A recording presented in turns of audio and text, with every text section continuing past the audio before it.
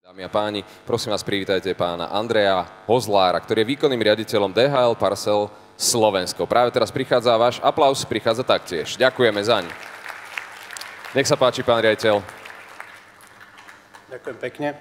Takže dobré ráno všetkým, vážené dámy, vážení páni. Rád by som vás privítal na dnešnej konferencii a zároveň poďakoval, že ste prijali pozvanie na druhý ročník DHL e-commerce day. Prečo DHL a prečo e-commerce?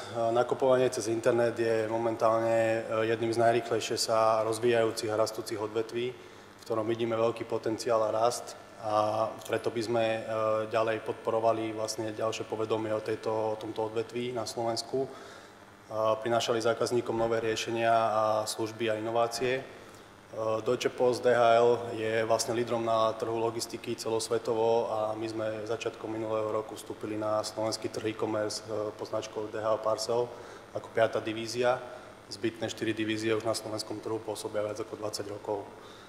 Značka DHL je zárukou kvality pre našich klientov a inovácie, ktoré chceme prinášať, by mali zjednodušovať našim klientom každodenný život, pomáhať im rozvíjať biznis a ďalej napredovať v podnikaní.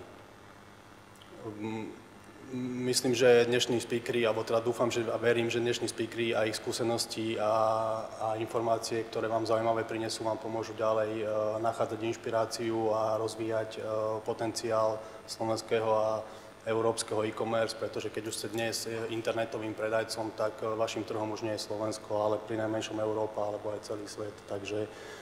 Takže našou ambíciou dlhodobejšou je byť prvou voľbou zákazníkov pri balíkovej preprave a pod značkou DHL Parcel Europe byť do budúcna lídrom na európskom trhu e-commerce.